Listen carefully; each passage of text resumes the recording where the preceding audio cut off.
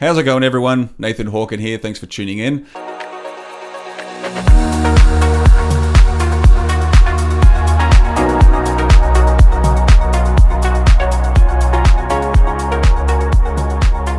Today we're going to talk about how you can expand your game and how you can create a shift that will assist you in avoiding burnout and playing at a bigger game. So most people tend to play a smaller game and limit the thinking that will assist them to create the desired outcomes that they're looking to achieve. They tend to focus on the more kind of immediate actions and tasks, the more immediate goals, the ones that will satisfy a small amount of achievement and success in achieving those little goals, but they tend to be the easier one. And this stops them from focusing on the long-term vision and the bigger, heftier goals that need to be achieved in order to make that vision into a reality. These vision-serving goals can only be achieved when you are expanding your thinking, expanding your game, and playing more on the long term, keeping your focus on the long-term goals, the long-term play, the long-term game, so you can make sure that you're staying on track towards your desired goals, towards your desired outcomes, and not getting too distracted and bogged down with all the other small things along the way. This is a shift that I help my clients with. Anytime we notice that they're starting to be less productive, be less motivated, and it feels like they're doing more and it feels like they are achieving, but they're not having that level of satisfaction or that desire to continue, like the vision starts to fade a little bit because they're getting so bogged down in this. So these 5 little steps, which I'm going to share with you, are designed to assist you to start to play a bigger game, to start to focus more on the long term, and help you avoid things like burnout and getting too bogged down with those other things along the way. So the first step is to create a long game mentality. Change the mindset that you're going to be focusing more on the long term, and the actions that you're taking today are moving you forward towards the long-term goal. And so stop chasing all the quick wins along the way. It's going to be so easy to just do the thing which is it's like the path of least resistance, where we're going to get a quick win here and it feels good because we get that little boost. It's like, yeah, achieve something. But really that tends to be a lot of just busy work, and it's not as productive as it would be if we were focusing more on like quantum leaps and the things that if we push ourselves today will get us closer towards the long-term game and vision that we're working towards. And so instead of those quick wins, we need to start focusing more on building skills, relationships, assets that compound over time, that as we continuously have those compound for us, it makes our journey much easier, but the effects and the results of those things that we're doing that are compounding actually produce more of the fruits that we're working towards, which are part of the vision.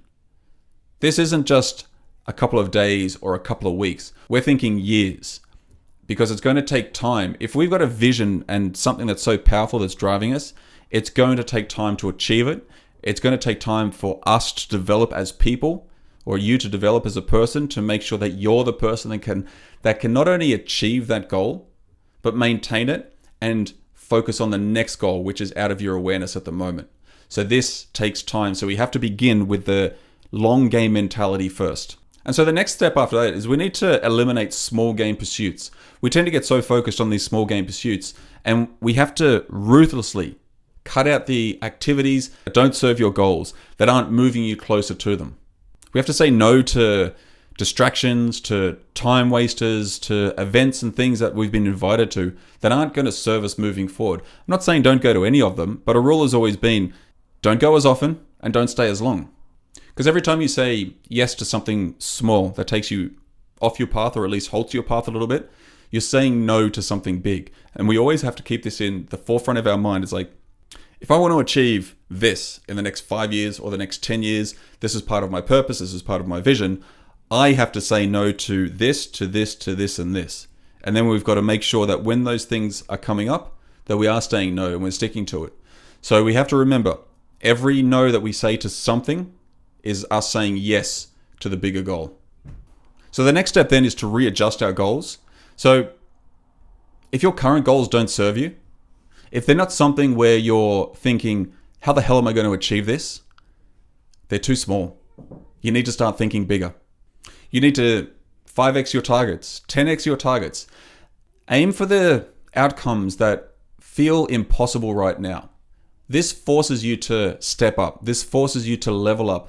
This forces you to tap into your resources to figure out what you need to learn, what you need to do to make sure that you are achieving that goal. And so if your goals aren't scary, readjust them. Readjust them so when you look at them, you're like, I've got no idea how I'm going to achieve that. I want it, but it's scary as hell. Following that, the next step is, if you're working towards your goal, if you've got a desired outcome that you are taking steps towards, but it feels like the date that you set for it is getting closer and closer and you're not nearly there, don't change the goal. Most people tend to adjust the goal and make it smaller so it feels more achievable. But no, don't change the goal. Keep the goal as it is, because that's the big, hairy, scary, impossible goal that we're working towards. And that's the one that's going to make the difference. So if you come to a point where you're like, you know what, I wanted to have it done by now, or at least I wanted this part of it to be finished now, and that date has passed now, don't change the goal. Just change the date. Don't downgrade your ambition. Keep the goal the same, just change the date on it. This will keep you on track. You'll be still moving forward towards it, and it keeps you on track towards it. So never change the goal itself. Change the date. Remember, persistence always beats resistance. And lastly, and this would be one of the most important ones, is stay consistent and be happy with your work. Big goals take time. Show up powerfully every day. Trust the process, and more importantly, find the joy in the work that you're doing. Sometimes it can feel like such a slog, especially if we're talking about some type of financial target within inside your company or business. It can seem like such a slog, and we do a lot of repetitive work, whether it's making calls, sending emails, having meetings. But all of this stuff is compounding outside of your awareness. But you've got to love the work. So once you put your trust in the process, you're staying consistent, make sure that you're finding the joy. Because this is when burnout happens. If we don't consistently find the joy, make sure you're looking after yourself, making sure you're taking care of your mental state along the way, and you're bringing joy and enthusiasm into everything that you're doing, this is when you feel like you're always on track. And you know that the vision is outweighing how you're currently feeling on the days when it just feels like it sucks and feels like nothing's working. Because things are working. They're just out of your awareness at the time. And then the moment will come when you've been working towards something, and then you will be like, wow, where did that opportunity come from? Where did that lead come from? This conversation I just had with someone was so powerful, it's actually going to lead me to skipping a couple of steps along the way. So all those things are little wins that we have to celebrate on the way. We have to maintain the joy and happiness along the way, make sure you're enjoying the work. And if the time comes where you feel like you're not enjoying the work, take a break. Take a step back. Reevaluate things like, well, what am I doing right now? Why aren't I feeling the joy? How can I add more joy to it?